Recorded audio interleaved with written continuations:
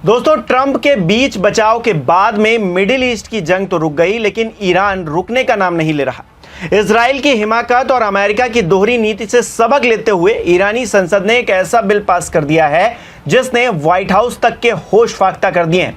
क्या है यह बिल और क्यों ईरान ने सीजफायर के तुरंत बाद इसे पास कराया है, सब कुछ इस वीडियो में मैं आपको बताऊंगा। नमस्कार, मेरा नाम हिमांशु मिश्रा है, आप देख रहे हैं 4PM न्यूज नेटवर्क। दोस्तों, अमेरिका ने पिछले दिनों ईरान की 3 प्रमुख न्यूक्लियर साइट्स फोर्डो, इस्फहान और नतांज पर भीषण बमबारी की थी। अमेरिका का दावा है कि इन हमलों में साइट्स को पूरी तरीके से तबाह कर दिया गया, जबकि ईरान का कहना है कि हमले से पहले ही ज्यादातर न्यूक्लियर मटेरियल सीक्रेट साइट्स पर ट्रांसफर कर दिए गए थे, जिसके चलते मामूली नुकसान हुआ है, बहुत बड़ा नुकसान नहीं हुआ है। अमेरिकी मीडिया ने भी रिपोर्ट दी है कि ईरान के परमाणु ठिकानों पर किए गए हालिया हमले, जिनमें B-2 बॉम्बर विमानों और टॉमहॉक क्रूज मिसाइलों का इस्तेमाल किया गया था, पूरी तरीके से सफल नहीं रहे।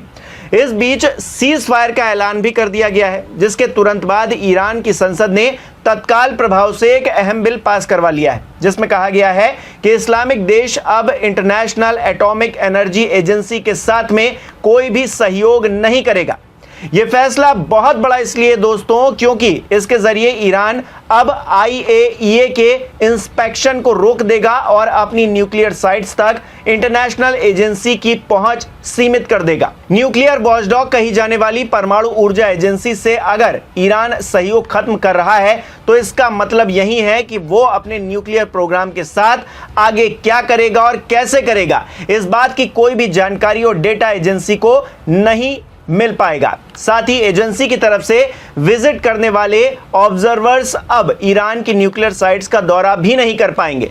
पहले ही यह जानकारी सामने आई थी दोस्तों कि ईरान ने 70 से 80% तक यूरेनियम इनरीच कर लिया है, जो कि परमाणु बम बनाने के लिए जरूरी 90% तक के स्तर के करीब पहुंच चुका है। यानी कि आने वाले दिनों में ईरान भी न्यूक्लियर पावर कंट्री कहलाने वाला है, ये मानकर चलिए। जाहिर तौर पर इजराइल या अमेरिका के लिए ये एक बहुत बड़ा झटका है, खुशखबरी तो बिल्कुल भी नहीं है। वहीं ईरान का यह कदम इंटरनेशनल न्यूक्लियर मॉनिटरिंग मैकेनिज्म से नाराजगी के तौर पर देखा जा रहा है। दरअसल तेहरान ने परमाणु हथियार बनाने की बात से हमेशा से ही इनकार किया है और कहा है कि इस महीने IAEA के एक प्रस्ताव में ईरान को उसके अप्रसार दायित्वों का उल्लंघन करने वाला बताया गया, जिससे इजराइल के हमले आसान हो गए। IAEA ने ईरान के परमाणु ठिकानों पर हमले की निंदा करने से भी इनकार कर दिया है और अपनी अंतर्राष्ट्रीय विश्वसनीयता को दांव पर लगा दिया है, ये ईरान का कहना है। ऐसे में ईरान काफी हद तक नाराज है।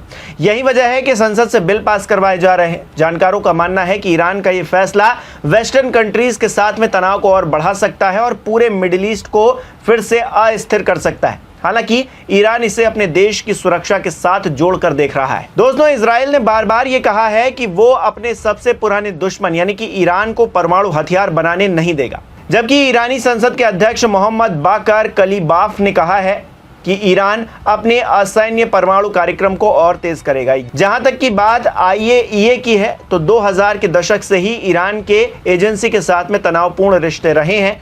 हाल के दिनों में जब ईरानी परमाणु ठिकानों पर इजरायली और अमेरिकी हमले हुए, तो बात और ज्यादा बिगड़ गई। ईरानी संसद ने आरोप लगाया है कि IAEA ने इन हमलों की निंदा तक नहीं की, जो कि उसे करना चाहिए था। ईरानी संसद के अध्यक्ष के हवाले से मीडिया रिपोर्ट्स में कहा जा रहा है कि IAEA का रवैया गड़बड़ रहा है, क्योंकि इस ग्लोबल इंस्टीट्यूट ने ईरान के परमाणु संयंत्रों पर हमलों की निंदा तक नहीं की और अपनी अंतर्राष्ट्रीय विश्वसनीयता को खुद ही दांव पर लगा दिया। उन्होंने कहा कि यही कारण है कि ईरान ने IAEA के साथ सभी तरह की सुविधाओं की सुरक्षा की गारंटी देने वाले और एजेंसी के साथ अपने सहयोग को निलंबित करने का फैसला ले लिया है। आपको बता दें कि 29 जुलाई 1957 को IAEA की स्थापना हुई थी और ईरान 16 सितंबर 1958 यानी कि लगभग 1 साल बाद ही इसमें शामिल हो गया था। लेकिन अब रिश्ते टूटते हुए दिखाई दे रहे हैं और ये रिश्ते जब टूट रहे हैं, तो फिर ईरान किस तरफ जाएगा,